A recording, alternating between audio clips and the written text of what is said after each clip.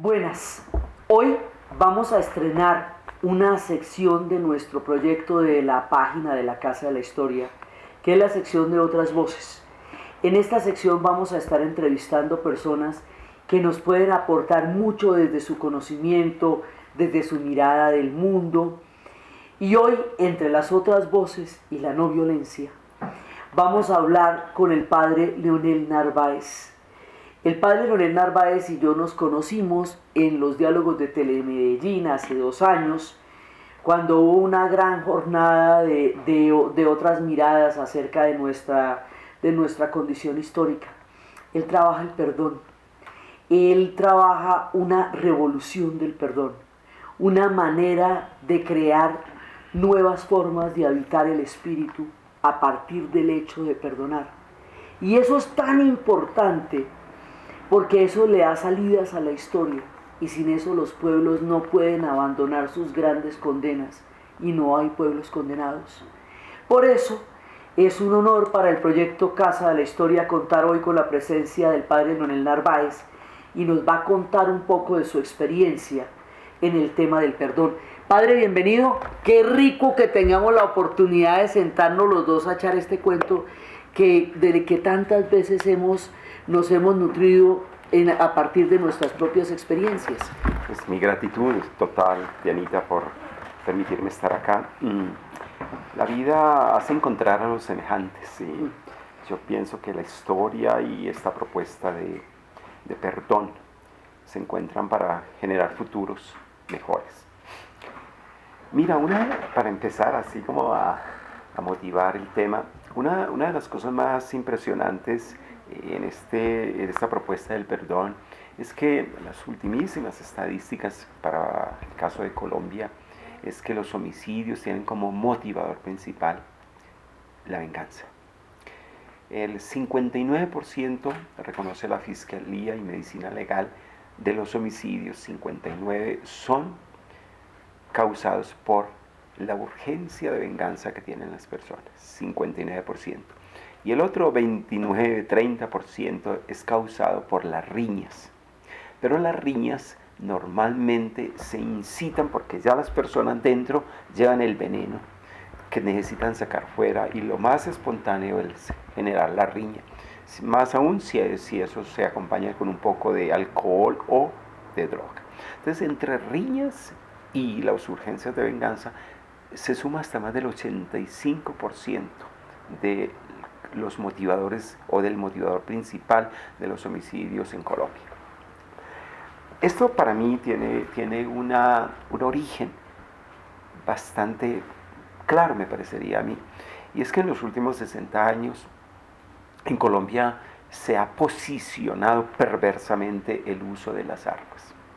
El uso de las armas que inicialmente pues lo validaron las guerrillas, pero de algún modo el gobierno ha caído en la trampa, o los gobiernos caen en la trampa y creen que la violencia se resuelve con más armas. Colombia hoy tiene uno de los ejércitos más grandes de Latinoamérica después de Brasil, más de 500.000 hombres, con unos costos de casi el 18% del Producto Interno Bruto.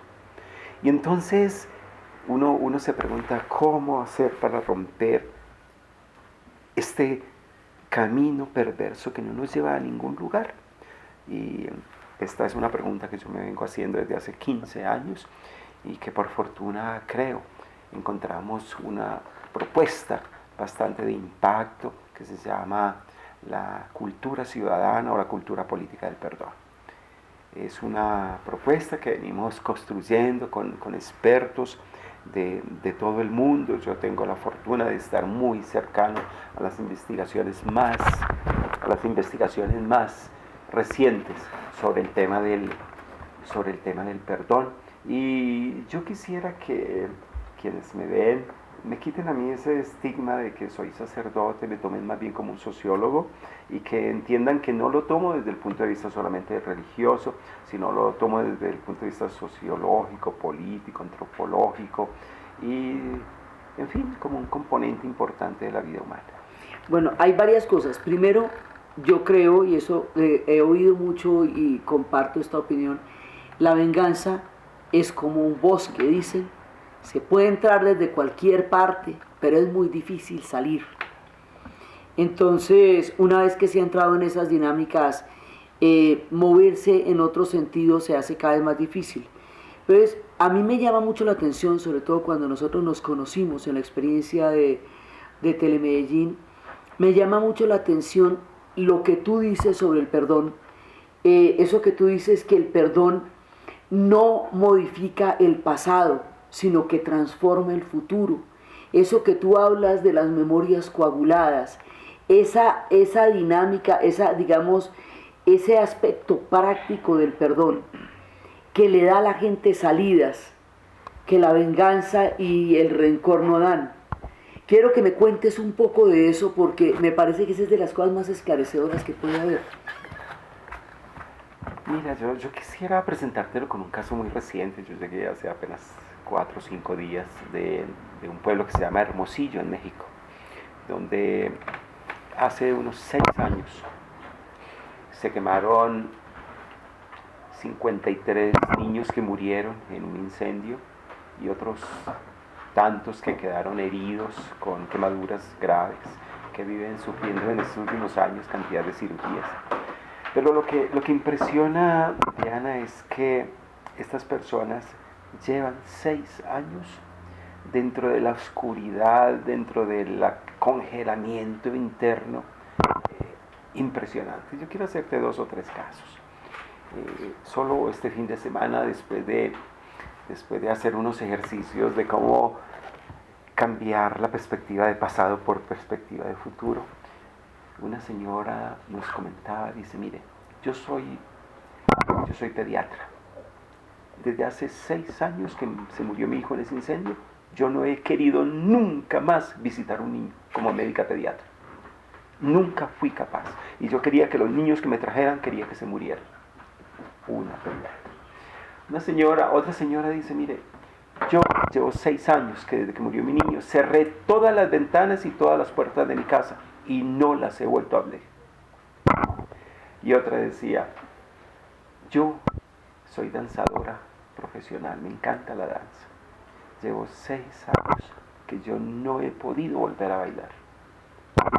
Y entonces, ese domingo terminamos nuestro curso hacia las 2 de la tarde y lo impresionante fue que inmediatamente llegaron las respuestas de las 3 personas que me llamaban y me comentaban, ya abrí las ventanas de mi casa, abrí las puertas y no sabe la hondonada de aire fresco que me entró, la alegría de no estar mirando al pasado, sino estar mirando al futuro. La pediatra dice, ya tengo cita para mañana para empezar a visitar niños. Y la otra señora me impresionó porque por pura casualidad en Hermosillo estaban en ferias ganaderas, con música norteña y orquestas por un lado y por otro. Yo sé que ya en la tarde me sacaron mis amigos para ir a descansar, a ver algo del pueblo, de la ciudad.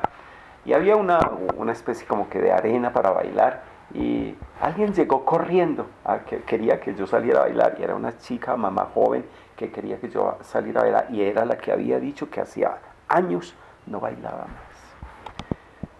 Y yo decía, Dios mío, esto es lo que necesita la humanidad. ¿Cómo que no quedarse congelado en la perspectiva del pasado y cómo generar futuros nuevos? Y de ahí viene confirmada la teoría de que el perdón no cambia tu pasado, pero sí te cambia tu futuro. Y eso es mucho.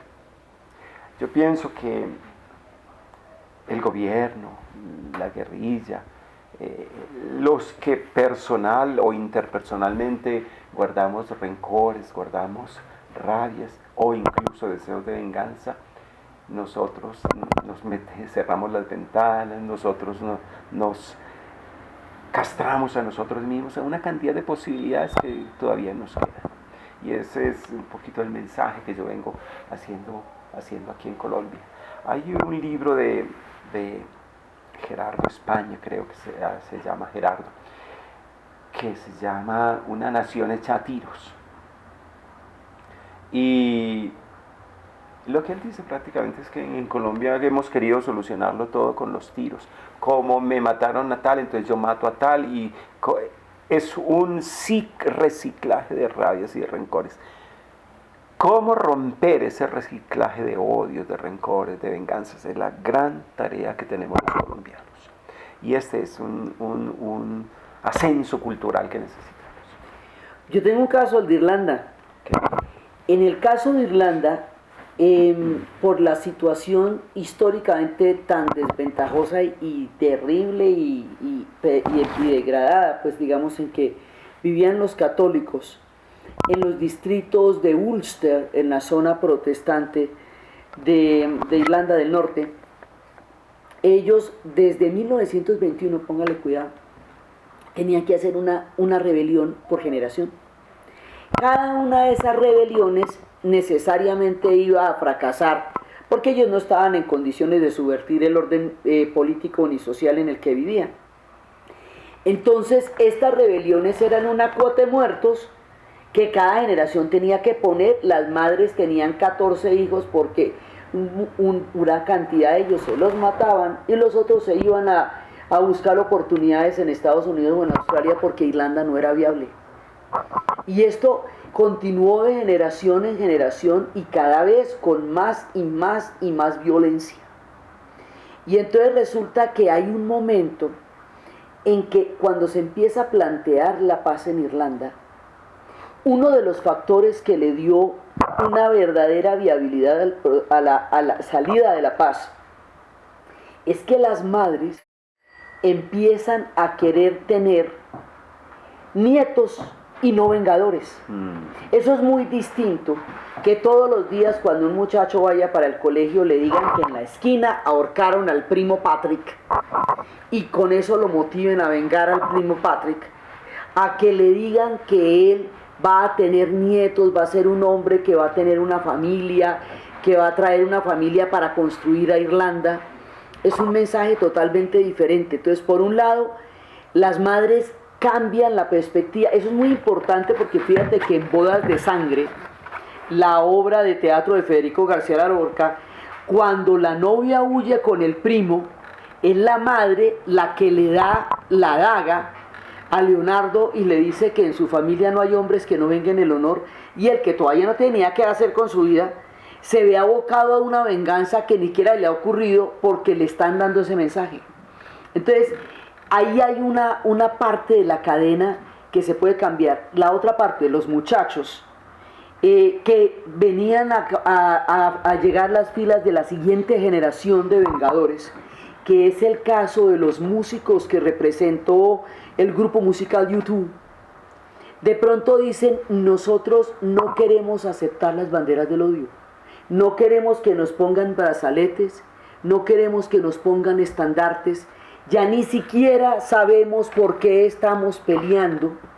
Hace mucho tiempo no tiene sentido esto, todo el mundo ha perdido y quién ha ganado, y los muchachos se niegan a relevar las filas del odio. Entonces fíjate que donde las madres quieren nietos y no vengadores, y donde los muchachos quieren vida y no una rebelión permanente que para ellos perdió sentido hace mucho tiempo, se rompe la cadena. La cadena se rompe en el que se atreve a no odiar, en el que deja de encontrar sentido en la venganza, la rabia o el odio.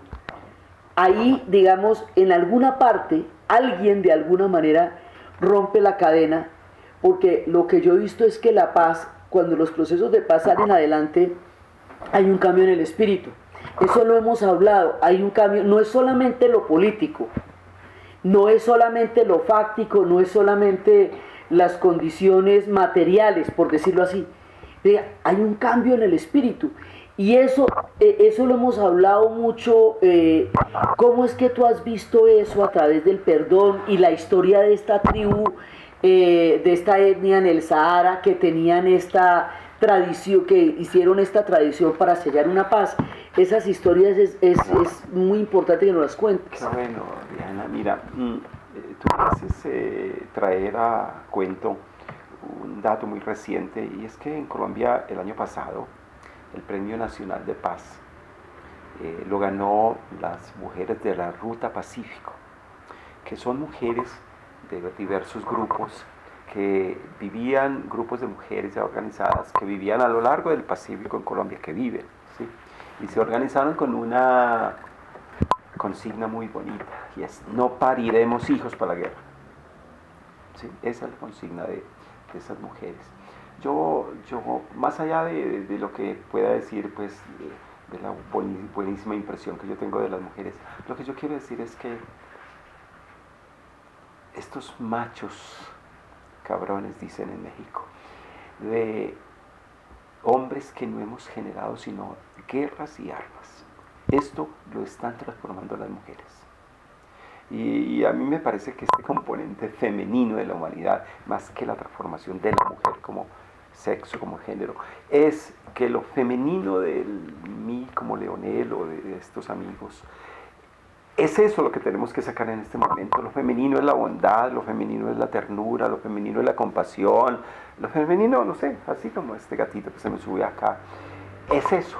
Cómo nosotros en Colombia sacamos lo más noble de nosotros mismos, en lugar de seguir tan cavernarios y tan reptílicos de pensar que la solución que tiene Colombia son las armas. Tú me comentabas, ¿cómo es posible que el 75% hoy no crean en la negociación del conflicto y que crean que entonces la solución de las armas es la única solución? Eso es lo más cavernario, eso es lo más reptílico de nosotros. Además porque no ha funcionado. 60 años que no funciona. O sea, no nos ha dado una viabilidad. Bueno, estábamos hablando de estos cambios que se necesitan en la mirada de la historia, porque si algo no ha funcionado, por ejemplo, cuando se habla de un conflicto de 60 años, que son muchísimas generaciones, en el caso de los irlandeses la guerra duró 500 años, porque empezó con Enrique VIII y empezó con la llegada de un bastión de protestantes a la Irlanda católica para neutralizar a la Irlanda católica en las guerras de la Reforma. Una guerra que empieza dentro de otra guerra. Claro. Duran 500 años y ahí en 500 años no avanza nada. Nada. Y cada vez las condiciones son más graves y el odio más enconado, y en algún momento de reflexión histórica dicen, esto no va a poder funcionar de esta manera. Ya mira cuántos siglos, esto está ahí, cuando empiezan los procesos de paz en Irlanda, estamos en los años 90, última década del siglo XX. Dios mío. O sea, el siglo XX se fue completico ahí, antes de que digan, hey, esto no funciona así. Claro. Entonces en algún momento tiene que haber una reflexión social, pero comunitaria, en donde digan, no ha funcionado como está. ¿Sí? Entonces, el ejemplo, digamos, 60 es mucho, pero 500 es más. Claro. Y si 500 años de guerra se pudieron revertir y cambiar a partir de un fenómeno de una reflexión histórica, es porque los pueblos pueden hacer eso. En estos días se cumplieron 17 años, se cumplieron 40 años de los 17 años de la guerra civil en el Líbano. La guerra civil en el Líbano fue un conflicto de fragmentación. Ellos quedaron rotos entre católicos y entre cristianos y musulmanes, invadidos por el norte, por Siria, y por el sur por Israel, y se desarticularon como pueblo. Ellos son chiquiticos, ellos tienen el tamaño del Quindío. Y un día se dieron cuenta que si los fenicios, que ellos son los antiguos fenicios, no se ponían de acuerdo, el mundo los olvidaba y nadie les iba a parar bolas. Y empezaron con la paz de Taif. Entonces, y ese era un conflicto de alta fragmentación, un poco como el nuestro, que tiene muchos componentes. Claro. ¿Sí? Entonces los pueblos pueden llegar a un punto de reflexión, y esa reflexión pasa por esta revolución del perdón que tú planteas. Cuando hablábamos de las memorias coaguladas, cuando hablábamos de cómo el perdón ofrece un lugar que, frente al no lugar que es la bronca, que es el odio, ¿cómo ha sido tu experiencia con eso y tu experiencia en el Sahara? Pues mira, yo tuve la fortuna de vivir muy cerca a una región en el Sahara que se llama Kobi Fora. Kobi Fora es el lugar donde encontraron uno de los restos arqueológicos más reconocidos hoy en el mundo, que son la famosa Lucy. Lucy, con un arqueólogo famoso que se llama Leakey.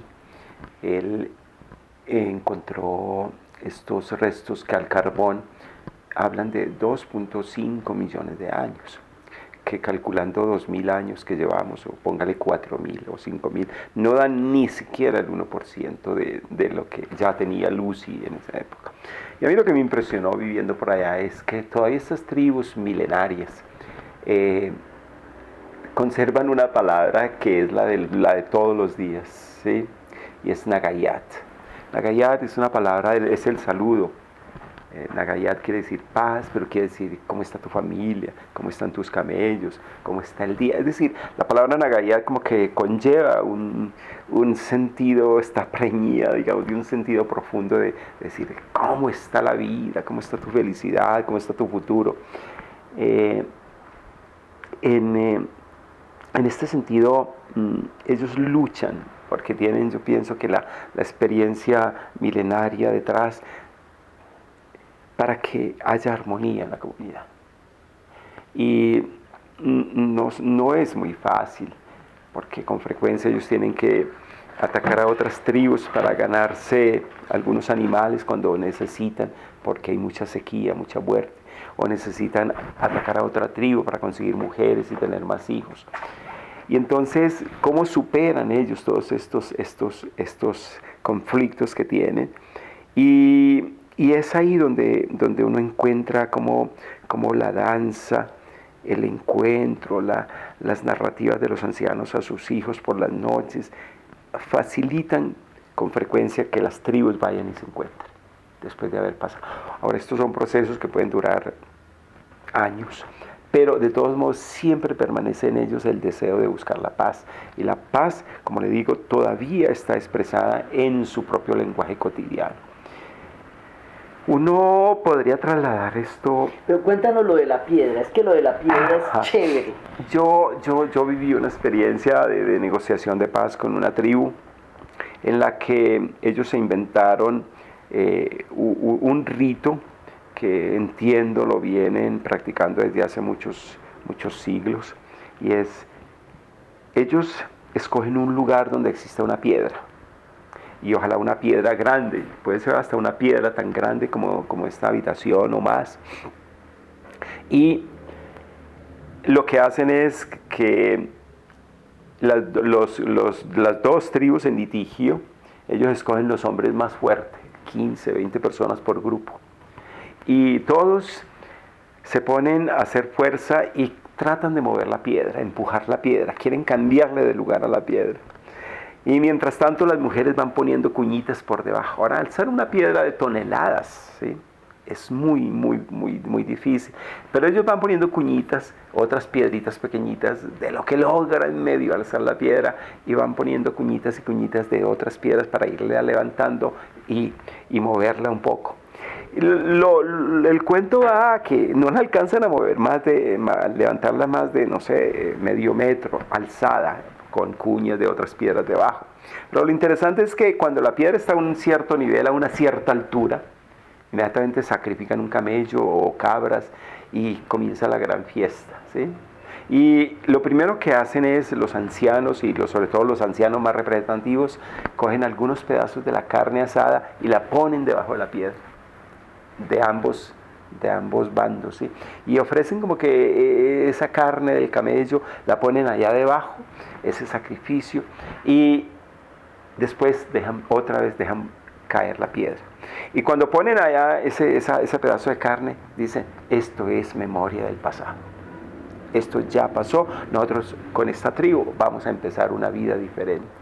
Y eso, les cuento, eso pasa desde las 6 de la tarde hasta las 6 de la mañana normalmente, que es cuando amanece, sale el sol, también es significativo que empieza una nueva vida, pasa en la noche. El momento más oscuro de la noche es cuando ellos están haciendo el esfuerzo para levantar la piedra, ¿sí?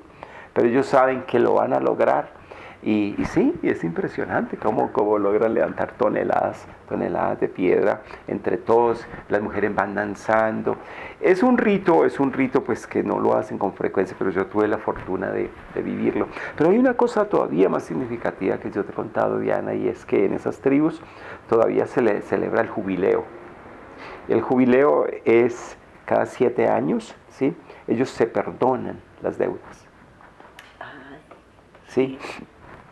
Y en algunos casos ellos se devuelven tierras. Pero lo más impresionante es que en esas tribus hay la pena de muerte, pero nunca la practican. ¿Por qué? Porque esperan los jubileos para perdonar la muerte. Y entonces, así como se perdonan algunas deudas por solidaridad, porque la persona ya no puede, hay casos, por ejemplo, en el que una chica que se casó, los papás, para poderla casar con el hijo, le pidieron, no sé, 80, 100 camellos. Ya le dio 40, 50, pero ya no pueden pagar los otros porque cayeron en pobreza, hubo sequía. Y hay también casos de perdón de la deuda, ¿sí? Yo digo que la deuda económica y las deudas bancarias es una forma violenta, de las más trágicas, de cómo se oprime a la humanidad con ese tipo de violencia. Pues mira lo de Grecia, Exacto. Un pueblo empujado al abismo por una deuda. Exactamente. Que no, sí. Y entonces, otra suerte linda que yo tuve en mis 11 años de desierto fue que me tocó celebrar el jubileo de 7x7, o sea, el jubileo de los 49 años. Realmente es el jubileo de los 50 años que nosotros hablamos, jubileo de los 50 años. Y en esa ocasión ellos hacen los perdones más impresionantes, se olvidan del pasado y se proyectan al futuro. Entonces, personas que han hecho cosas graves en las tribus, ellos los perdonan y proyectan toda su vida al futuro, digamos, a los otros 50 años que van a empezar. Yo estaba pensando, Diana, en estos momentos, Colombia lleva más de un jubileo, 50 años, en el que nosotros, los colombianos, debiéramos tener esa inspiración de unos ancianos nobles, que en lugar de inspirarnos odios y venganzas, como lo estamos haciendo ahora, qué bonito que nos inspiraran a nosotros, que tuviéramos unos ancianos, unos políticos, unos líderes sabios de Colombia, que en lugar de inspirarnos rabia, venganza, armas, ¿sí? Qué bonito que nos inspiraran a nosotros más bien cómo nos podemos perdonar, cómo nos podemos armonizar. Pues mira que ahora que estuvimos hablando con Rolf Mayer, con quien yo he venido hablando también desde hace años, hablando de la Comisión de Verdad y Reconciliación en Sudáfrica, que para mí es un peldaño más en la escala espiritual del planeta, la lección que nos dan con eso. Dijo una cosa muy importante, dijo, primero nos pusimos de acuerdo en el futuro y luego revisamos los errores del pasado. Entonces, cuando ellos ya habían firmado la paz, cuando ya habían cambiado la Constitución, cuando ya habían cambiado las leyes, se sentaron a reflexionar qué fue lo que salió tan terriblemente mal para haber tenido un régimen tan oprobioso y vergonzoso para la humanidad como fue el racismo del apartheid, hecho un paquete de leyes durante 48 años. Entonces dice, pero primero nos pusimos de acuerdo en el futuro, porque si nos hubiéramos sentado a discutir la amargura del pasado, no hubiéramos podido movernos en ningún sentido. Por eso a mí me llama mucho la atención lo que tú llamas las memorias coaguladas. Quiero que nos expliques eso, porque creo que ahí hay un punto importantísimo en por qué los pueblos se detienen en episodios dolorosos y no avanzan hacia otras rutas. El gran problema que hay que superar si uno quiere pasar de la venganza al perdón es hacer el ejercicio de superar la memoria ingrata, la memoria congelada o coagulada del pasado. Ese es lo difícil que tú tienes que hacer. Yo te hablé del caso de estas mamás y papás de los niños de Hermosillo en México que llevan 6 años con tratamientos psiquiátricos, psicológicos y no lograron superar el pasado. Y cuando tú incluso los haces voltear el asiento de mirar para allá y mirar al futuro, entonces, no sé, mirar un verde, un cielo abierto, etc. Y tú comienzas a invitarlos a cambiar de perspectiva. Es ahí donde ocurre lo que se llama el giro narrativo, ¿sí? El giro existencial más grande. ¿Y sabes cómo se hace eso? ¿Cómo? Utilizando la palabra, contando el dolor, contando haciendo catarsis, vomitando toda la rabia que tienes por dentro. Y eso se hace sobre todo y tiene éxito cuando tú pones a las personas entre iguales. Aquí no es cuestión de psiquiatra ni de psicólogo. Tú pones 3 o 4 víctimas a que se cuenten el dolor y tú no sabes lo que se genera de poderoso para que la gente diga, sí, no nos podemos quedar en el pasado, tenemos que proyectarnos al futuro. Esto habla de la importancia de posicionar el dolor de las víctimas en lo público, que es lo que no estamos haciendo. En Colombia, desafortunadamente, y claro, dicen que no tenemos las suficientes finanzas para eso, pero no sería difícil hacer este ejercicio que yo te estoy comentando, porque pues, entre otras cosas lo hemos hecho en 2 centenares de municipios en Colombia, para decirte. Pero pensar que la catarsis se hace ante un psicólogo o un psiquiatra es equivocado. Ayuda, sin duda, porque hay casos que necesitan referencia a un profesional. Pero lo que necesitamos es que los colombianos nos demos cuenta y escuchemos el dolor de las víctimas.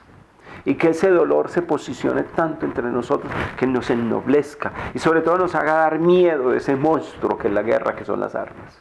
Eso. Entonces aquí en Bogotá o en las grandes ciudades, que es donde están los que apoyan, donde está ese 75% que ahora no cree en las negociaciones y cree en el poder de las armas, es porque no hemos vivido la violencia, porque no hemos escuchado a las víctimas.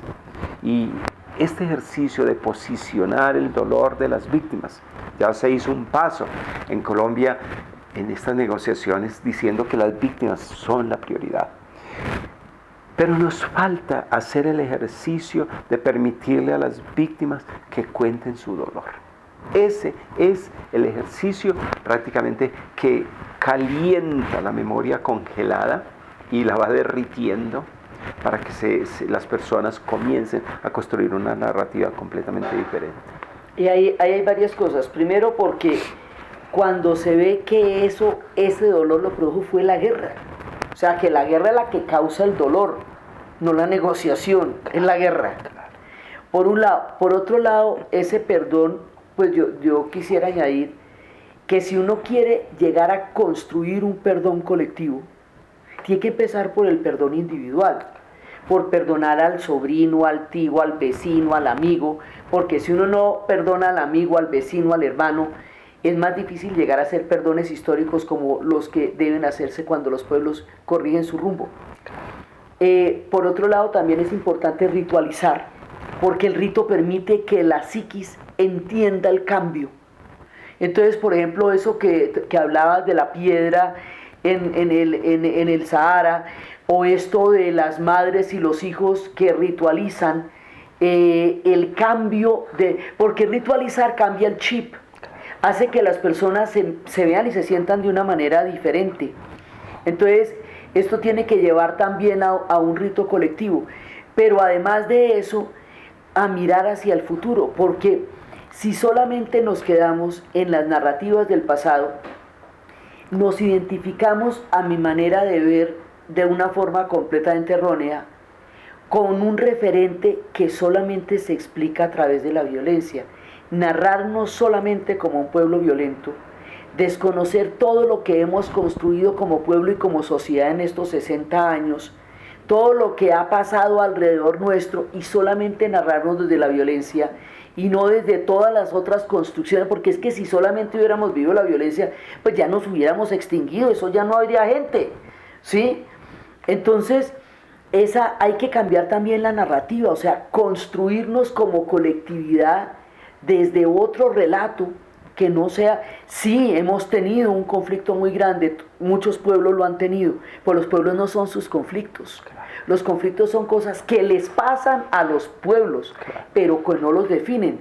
O si no, los conflictos no se acabarían, no se hubiera acabado ni la Segunda Guerra Mundial, ni las cruzadas, ni las guerras de la Galia en Roma, ¿sí me entienden? Entonces, en algún momento los pueblos cambian el chip, y hay muchos ejemplos. Por ejemplo, Alemania, en la destrucción absoluta después de la Segunda Guerra Mundial, Alemania reflexiona sobre el monstruo tan impresionante que vivieron y tuvieron adentro, y cambian el chip de la guerra por el chip del trabajo, y deciden que el trabajo va a ser el motor de la reconstrucción y no la guerra, y se vuelven una sociedad trabajadora después de haber sido la sociedad más guerrera del planeta en su tiempo. O sea, los pueblos sí pueden cambiar su chip si tienen la decisión histórica y la voluntad para hacerlo. Por eso a mí me parece que tu historia del perdón nos da muchas luces. Pero, ves, Diana, hay un componente que tú estás mencionando que es importante de subrayar, y es que normalmente estos cambios, estos giros, digamos, estos saltos evolucionarios, estos ascensos históricos de las culturas, normalmente lo favorecen liderazgos.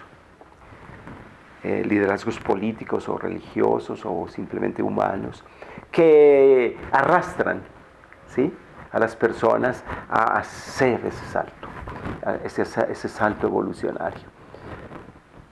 Una de las digamos, tristezas que tengo yo con Colombia, cada vez diría menos, y es que aunque están naciendo liderazgos por la paz, por el perdón y la reconciliación, todavía nos faltan más liderazgos. ¿Cómo es posible que 75% de los colombianos, que es más que todo, digamos, grupos de personas llevadas a la ciega por unos liderazgos negativos en Colombia? ¿Cómo es posible que no encontremos más liderazgos? Yo me quejo de la Iglesia Católica, ¿sí? Yo me quejo de las iglesias cristianas. ¿Qué nos está pasando a las iglesias cristianas y Iglesia Católica y Cristiana, que todos los sábados, entre viernes, sábado y domingo, incluyendo los musulmanes, entre viernes, sábado y domingo, las iglesias y las instituciones religiosas en Colombia tienen entre 12 y 15 millones de audiencias cautivas en todos los sábados, viernes, sábado y domingos? ¿Cómo es posible que nosotros no estamos hablando de estas motivaciones fundamentales para la paz? ¿Sí?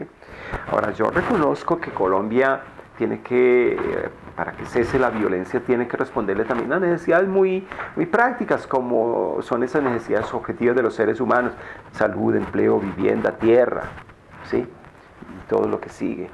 Yo entiendo que Colombia también le tiene que responder a unas necesidades jurídicas, como son verdad, justicia, reparación, garantías. Pero estas raíces de ese árbol, digamos, ¿quién las está nutriendo? Ese es, digamos, el gran llamado que yo estoy tratando de hacer en los diversos foros o espacios donde voy, para decir que necesitamos liderazgos. El liderazgo de un presidente de una junta de acción comunal allá en San Vicente del Caguán, o el liderazgo de un candidato presidencial ahora que vienen las elecciones. Que nos digan: colombianos, por favor, no seamos tan cavernas, salgamos de la caverna, ¿sí?, y proyectémonos a futuros completamente nuevos. No miremos el pasado. ¿Qué tal que nosotros tuviéramos un liderazgo positivo en Colombia que nos inspire a que, en vez de seguir resolviendo esto con las armas, qué bueno que nosotros nos proyectaran en Colombia hay trabajo para todos, Colombia hay tierra para todos, Colombia tiene recursos para todos, somos un país riquísimo?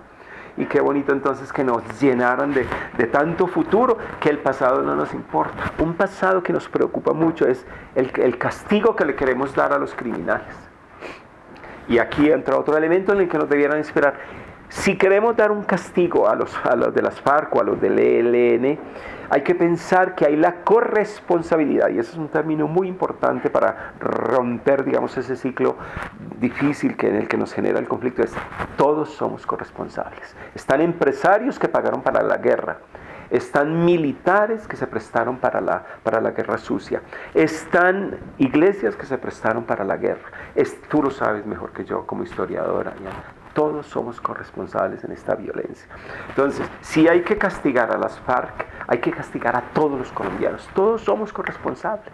¿Dónde están los abogados? ¿Dónde están los maestros? ¿Dónde están los poetas? ¿Dónde están los músicos? Para decirlo menos, ¿sí? Pero sobre todo, es que están implicados los del Congreso. Porque en el Congreso hubo unas cosas malolientes, ¿sí?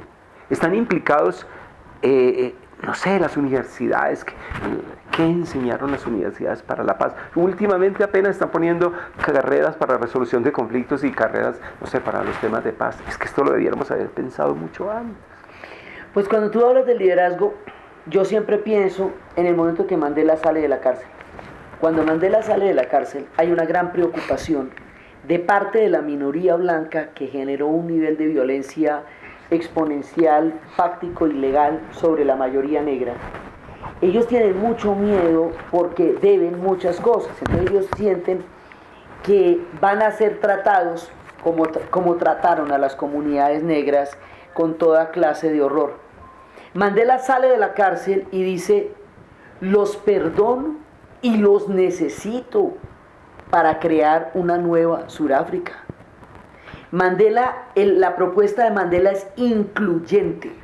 La propuesta de Mandela es: todas las personas que están acá vamos a quedarnos a vivir acá y tenemos que crear una nueva sociedad con los que estamos. Ninguna sociedad que excluya sectores es viable. Cuando los alemanes empiezan a analizar el problema de la democracia, dentro de todo la reflexión sobre el fascismo que hicieron después de la Segunda Guerra Mundial, la escuela de Frankfurt, que se dedicó a pensar qué fue lo que pasó, decían que la democracia alemana no era para todos, era para poquitos, y que cada vez que había porciones excluidas, eso no estaba funcionando.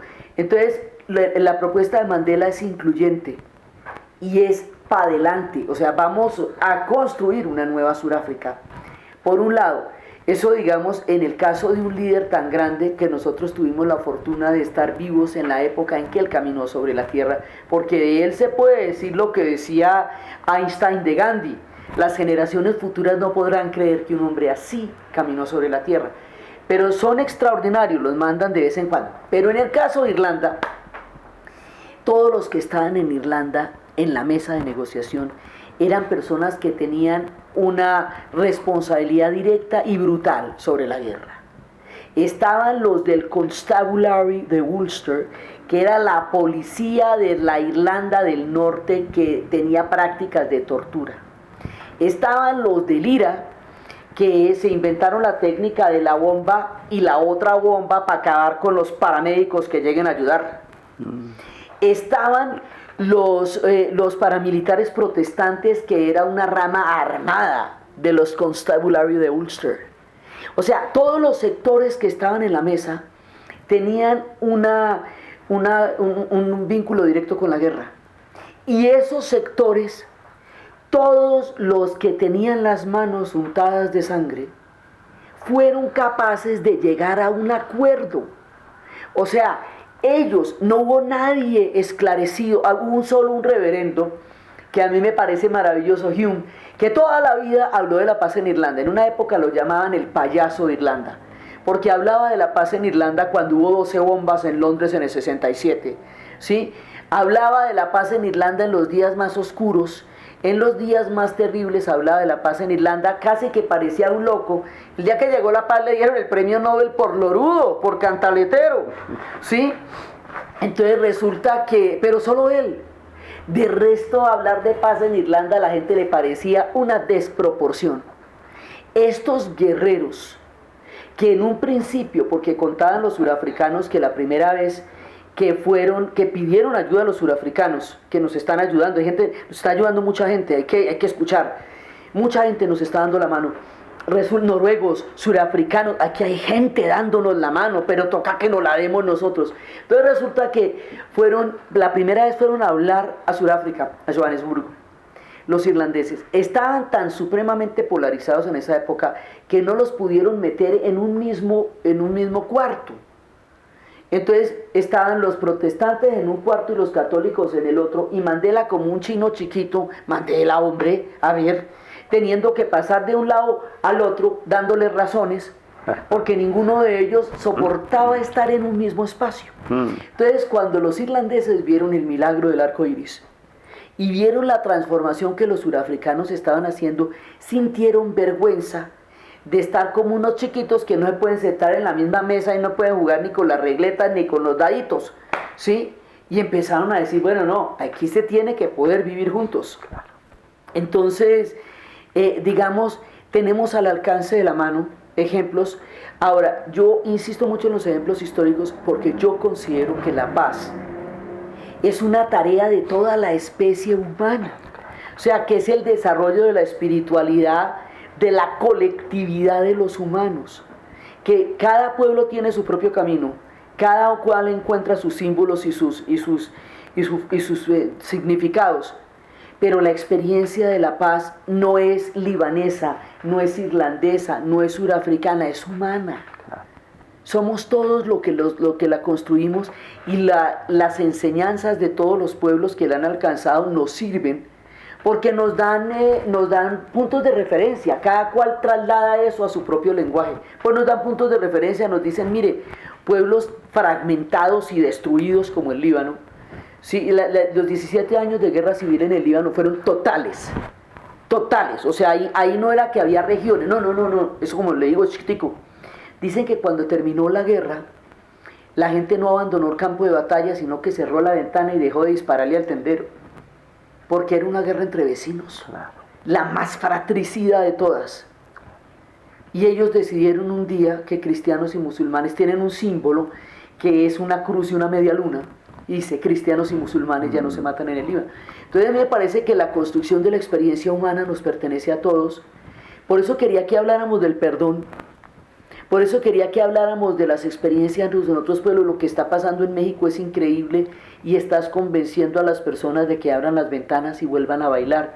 El perdón permite volver a bailar, y volver a bailar es abrir las ventanas del alma y darle a una sociedad un camino sobre la tierra que el odio no permite. Y diría yo que sobre todo las ganas de venganza. Las ganas de venganza nos paralizan la vida, nos paralizan el alma y nos enferman. Y mira, los seres humanos no logran perdonar lo que no alcanzan a castigar. Y no alcanzan y se sienten todavía más inconformes cuando no alcanzan a castigar lo que ellos consideran imperdonable. Y sobre todo tampoco es el camino para el perdón. Hay unas experiencias bellísimas de qué tanto les sirve el que se hagan castigos muy severos de cárcel a victimarios que han infligido, digamos, dolores sobre personas, sobre víctimas, y se han hecho análisis de si a las víctimas les ha servido el castigo drástico a esos victimarios, y el resultado que sale cada vez más por todas partes es que es solo un gustico muy temporal el que las personas sientan que mataron a él porque mató a mi hijo, o que lo metieron a la cárcel para que se pudra. Eso no satisface. ¿Sabes qué es lo que satisface a las víctimas? Cuando las víctimas logran hacer eso que yo llamo ese salto evolucionario, ese salto histórico, ese salto pues también espiritual. Ahí terminamos esta conversación con el Ubuntu. El Ubuntu es un concepto que se maneja en muchas partes del África, y en África del Sur, que dice que la dignidad mía se verifica a través de la manera como yo trato la dignidad del otro. Que cuando una persona ha sido un perpetrador, le ha hecho mucho daño no solamente a la dignidad del otro, sino a la propia dignidad. Y lo que ellos hicieron fue redignificar a los perpetradores para poderlos poner en un lugar en que pudieran hablar frente a las víctimas y contarles el porqué de sus actos. Esa catarsis de la Comisión de Verdad y Reconciliación, que se transmitió radial y mediáticamente por toda Sudáfrica, que fue seguida día a día durante 2 años, permitió la catarsis colectiva y permitió que esa correspondencia entre la dignidad mía y la dignidad del otro le diera un nuevo rumbo a una nación que no había conocido sino el odio.